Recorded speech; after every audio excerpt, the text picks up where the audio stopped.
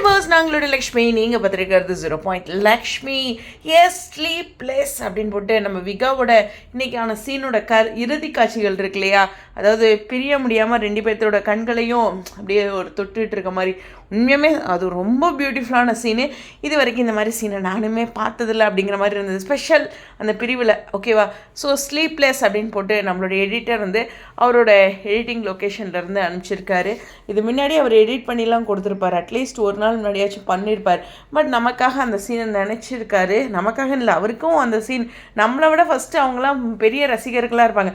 அந்த இன்னும் நம்ம பார்க்காத நிறையா சீன்ஸை வந்து எடிட்டர் பார்த்துருப்பாங்க. ஃபார் எக்ஸாம்பிள் இப்படின்னு அவங்க திரும்பி இருப்பாங்களா, அந்த சீன்லாம் கட் பண்ணிட்டு தானே எடுப்பாங்க. அது மாதிரி எக்கச்சக்கமான ரசனையோடு தான் அந்த எடிட்டர் அந்த வேலையை செய்வாங்க. ஸோ விக்காவை அவர் எவ்வளோ நேசிச்சிருந்தால் அந்த எடிட்டிங்லாம் முடிஞ்சு அந்த இடத்துல ஒரு 3 மணிக்கு, அதாவது எடிட்டிங் கொடுத்து ஹாட்ஸ்டார் கொடுத்துருப்பாங்க.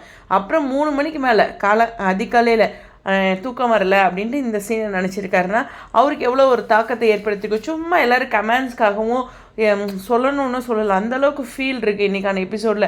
நான் என்ன சொல்கிறதுனா, கொஞ்சம் நம்ம உட்காந்து வருத்தப்படணும்னு இருக்கேன். அந்த சீன் பார்க்கும்போது கண்களில் தண்ணி வந்துச்சு. வரும் பாசம்னு ஒருத்தர் மேலே இருந்துச்சுன்னா அதெல்லாம் வரத்தான் செய்யும். அதெல்லாம் வந்து ஒரு வேறு மாதிரியான ஒரு ஃபீல் அப்படிங்கிறது. இது ஒரு குட் ஃபீல் தான். ஓகேவா? ஸோ அது மாதிரி ஒரு பியூட்டிஃபுல்லான ஸ்லீப்லெஸ் அப்படின்னு போட்டு நம்ம எடிட்டர் கொடுத்துருந்தாங்க. ஹானஸ்ட்டாக சொல்லணும் அப்படின்னா விக்காவை வந்து நமக்கு மாதிரியே ஒரு சிலர் ரசிக்கிறாங்களே, அதில் எடிட்டர், ரைட்டர், டைரக்டர், விஜய் டிவியோட இன்ஸ்டாகிராம் அட்மின், அது மாதிரி நிறையா பேர் வந்து நம்மளை சந்தோஷப்படுத்தலாம் பண்ணல, அவங்களும் அவ்வளோ ஒரு அதில் இன்வால்மெண்ட்டாக இருக்காங்க. எப்படி நான் எடுத்து உங்ககிட்ட சொல்கிறேனோ அதே மாதிரி அவங்களும் உங்ககிட்ட எடுத்து சொல்கிறாங்க. பட் எங்களுக்கும் அந்த ஃபீல் இருக்கும்ல, அதையும் இந்த இடத்துல பதிவு பண்ணிக்கிறேன். அந்த மியூசிக் வந்து டா அப்படின்னு போட்டிருந்தாங்க. இருந்தாலும் அந்த மியூசிக்லாம் எப்படி இருந்தாலும் அந்த எமோஷ்னல் அவங்க கன்வே பண்ண விதம் நமக்கு ஒரு ஆறுதலாக இருக்குது இல்லையா? நம்மள மாதிரி எல்லோரும் வருத்தப்பட்டு இருக்காங்கிறதும் ஒரு ஆறுதல் தான்.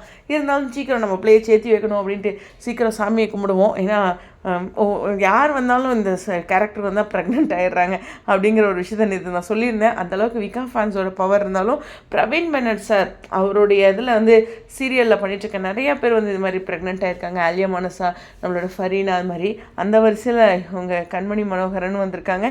அடுத்து நம்மளுடைய வைஷாலி வந்திருக்காங்க. மீண்டும் அது மாதிரியான ஸ்பெஷல் மூமெண்ட்டையும் கோவப்படாமல் டென்ஷன் ஆகாமல் சந்தோஷப்பட்டுக்குவோம். ஓகேவா? ஸோ கொஞ்சம் ஒரே வாரம் தாங்க, அதுக்கப்புறம் சூப்பரான விஷயங்கள் இருக்குது. இந்த ஒரு வாரம் கொஞ்சம் பொறுத்துக்குங்க. டிஆர்பியை விட்டு கொடுத்துடாதீங்க. ஸ்டேடியம்.